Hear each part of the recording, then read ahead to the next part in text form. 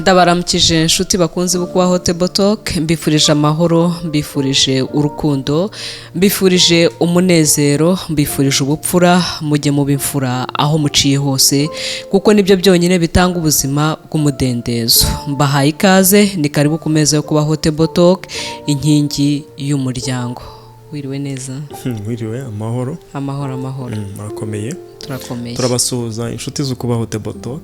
Nizere ko aho muherereye mwese mumeze neza hirya no hino ku isi, cyane cyane aho ngaho iwacu.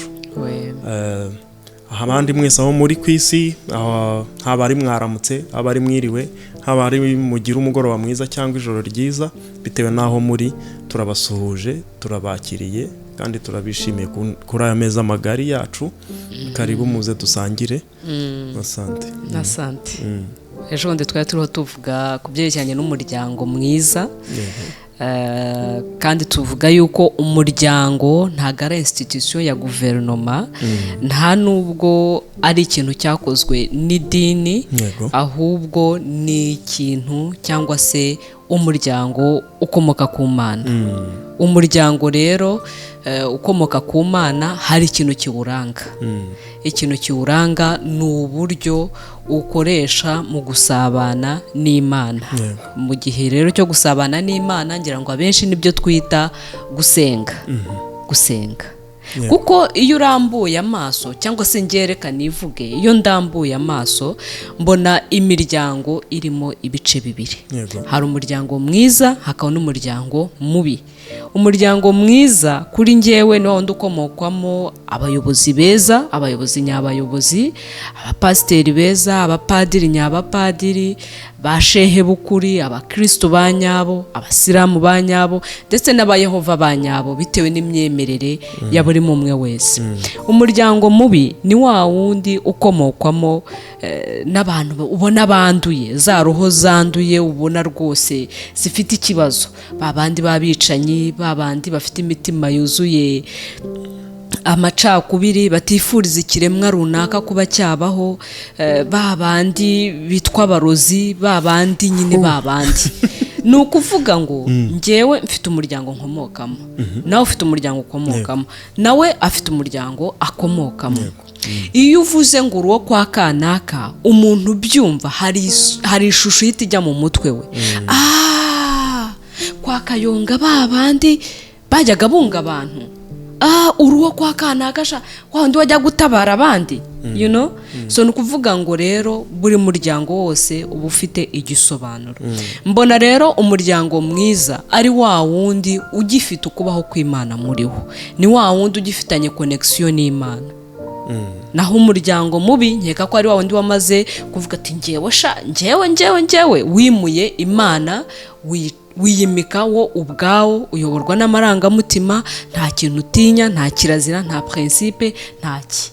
Iyo tuvuze gusenga, mwebwe mubyumva mute? Hari amagambo menshi twumva buri munsi, cyangwa se dusubiramo buri munsi, ariko buri gihe aba afite ibisobanuro byinshi, cyangwa abantu bayakoresha mu buryo butandukanye. Bakabikoresha bitewe n'icyo bashaka, bitewe n'icyo bari kwifuza, bitewe n'icyo bari kwibwira kugeraho cyangwa bashaka kuzageraho, cyangwa bitewe n'ikiri kubababaza ako kanya. Iryo jambo rero rihita rikoreshwa ryitwa gusenga. Iyo umuntu ari mu bihe nk'ibyo bitandukanye mvuze, akora ngo icyo bita gusenga. Gusenga ubwo ni iki? Gusenga navuze ko ari ugusabana n'Imana. Ese niko bimeze koko? Ubundi n'Imana ubwayo njye mbona abantu barayitiranya. Ntabwo nshaka ko tubivugaho cyane ngo tubitindeho, ariko usanga wagira ngo hari igice kimwe cy'abantu runaka, cyangwa abantu runaka basa naho bafite Imana yabo, n'abandi nabo bakagira iyabo, cyangwa bakagira icyabo basenga kitari n'Imana.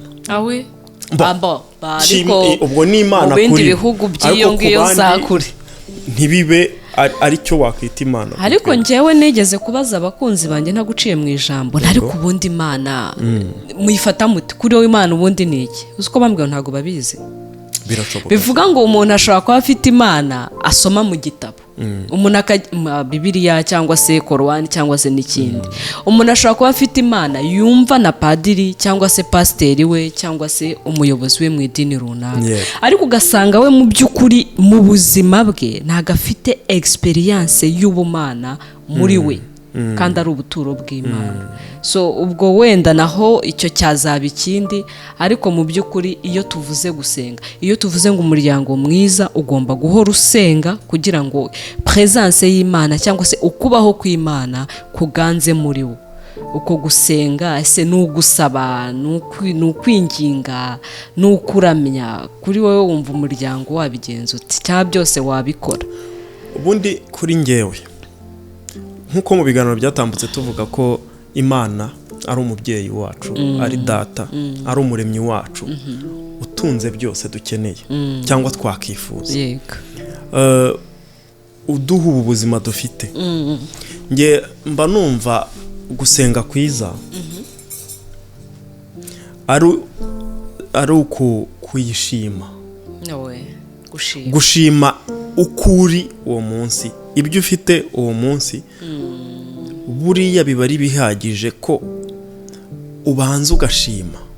Tuba umuryango ushima rero. Gusenga rero, gusenga kwiza numva ari ukubanza gushima, kubanza gushima ibyo ufite, ibyo ufite bitagira igiciro. Wamara kumva uburemere bwabyo, ukibuka ko nanone uwo ushaka ko agufasha muri ibyo ngibyo uri gutekereza cyangwa ushaka ko agufasha, ukibuka ko ari papa wawe nk'uko ubushize twabivuze. Rero ukamenya uko umwitwaraho, uko ubwira papa wawe, ukamenya n'ibyo umusaba koko, kandi ukibuka ko ugomba kumusaba ibifite umumaro. Hari abantu basenga amasengesho bo bakanabivuga ngo basengaga, kandi ngo basengaga Imana, ariko wakumva nk'isengesho basenze ukumva ntabwo nshyigikiye ko, ntabwo ryaba ari isengesho rya nyaryo kuri bo. Wenda babikora baba bumva ari irya nyaryo.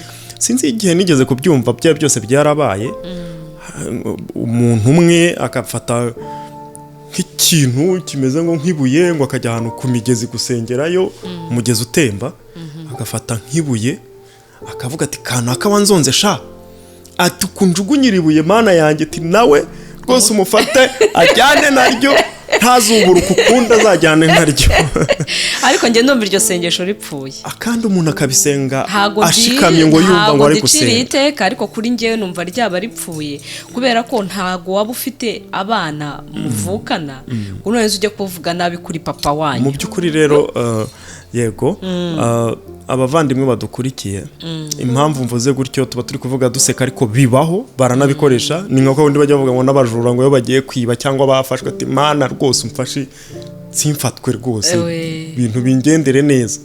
Kandi uzi neza ko ibyo ugiye gukora ari ikizira, ari bibi, ariko buri muntu wese mu bihe agezemo ntazi bisobanutse, bidasobanutse, bigoranye, biruhije, ahita avuga ati Mana yanjye rwose mfasha ntabara. Nabyo ni ugusenga. Ariko gusenga kwiza ni ukwibuka uwo uri kubwira, icyubahiro umugomba, umubyeyi icyubahiro umugomba, hanyuma ukamushima kuri ibyo ngibyo amaze kukugezaho. Tubeho dushima. Niturangiza nabyita ngo ikize, iyo ushimura ubuhimbawe. Rero umubyeyi wawe akubona unezerewe, unyuzwe, ubwaba ari kureba, arakobuseriva, akareba ikintu uri kubura, akareba uwo mutima unyuzwe gutyo, akareba ikindi kintu uri kubura aje akacyongera. Akareba birabyara, birazana, bigenda bizana ibindi utarinze no kubumbura umunwa, kuko icyo gihe uba wahaye agaciro n'uburemere ibyo ufite, ibyo wamaze guhabwa. Ntabwo mbivuga muri sanse y'ubuzima busanzwe, kuko bajya bavuga ngo iyo uri gukora cyangwa ufite intego yaho uri kugera ukumva ugeze aho unyuzwe, ugashyira akaguru ku kandi, bituma utiyungura ibindi bishyashya. Ntabwo ari muri ubwo buryo, navugaga mu buryo bwo gusenga. Mu buryo bwo gusenga kwa nyako, numva rero ari ubwo buryo twajya dukoreshamo gushima, ugahora ushima kandi ugashimisha umutima wawe, ari wereka Imana, ikawureba, ikanyurwa, ikugenera byose ibona ukwiye kandi irabiguha rwose. Byose yarabiduhaye, byose birahari, icyo tubura ni imbaraga zo kubisingira. Ariko ubundi mu by'ukuri nta kintu na kimwe kiri hano mu isi y'ijuru kitari icyacu. Ikintu cyose kiri munsi y'ijuru tugifiteho ubushobozi, ni ibyacu, twarabigabiwe, ahubwo icyo dukeneye ni ubwenge bwo kubasha kubisingira kuko birahari. Rero nk'uko wabivuze cyangwa se nk'uko umaze kubitubwira, nibaza urugero wenda niba ufite nka papa wawe ukabyuka mu gitondo cyangwa se umwana akabyuka mu gitondo akavuga ati papa ndashaka umugati, kandi umugati urahari ntabwo ari uvuga ko yawubuze, ejo mu gitondo akongera papa ndashaka umugati, akajya ahora gusaba umugati. Birantangaje kuko ubivuze ari byo nari ngiye kuvuga ku kanya, ngiye kwibaza nka stress nk'umuntu yagushyiraho agusaba bya bintu twavuze tutekereza, ugahora usaba ikintu kandi ukagisaba ugifite kiri nko mu ntoki zawe cyangwa se ubana kiri mu ntoki ntago wagisaba kuko waba uri kukibona, ahubwo kiri ahantu bigusaba gukora effort runaka gato cyane kugira ngo ubashe kuba wakibona. Nkeka ko umubyeyi, umuryango urimo abana bahora basaba, ntago ibyo bintu rwose biryoshye, ntago bihimbaje cyane. Nibaza ko rero no mu muryango rusange, mu miryango yacu twakagombye kugira umutima ushima Imana, twakagombye kugira isengesho rihimbaza cyangwa se rishimira kuruta wa mwanya tumara dusaba, kuko iyo duhora dusaba duhanga amaso ibyo tudafite, kandi mu gihe cyo gushima ahubwo tudekuvura byinshi dufite tutaherezaga agaciro, ugasanga bigenda bibyara ibindi bigatanga ukunyurwa mu muryango, bigatanga gratitude, ugasanga tumerewe neza kuruta iyo ikintu cyose ureba ugenda ugikurura. Iyo uhanze amaso uyu munsi ikintu udafite, n'ejo ubona ikindi udafite, n'ejo ubona ikindi udafite, n'ejo ubona ikindi udafite. Kandi gusenga ntabwo ari uguhora tuvuga, rimwe na rimwe dukeneye no guceceka tukajya imbere y'Imana natwe ducecetse kugira ngo tubashe kumva ijwi ryayo, kuko nta kundi kuntu Imana ishobora kutuvugisha uretse mu gutuza.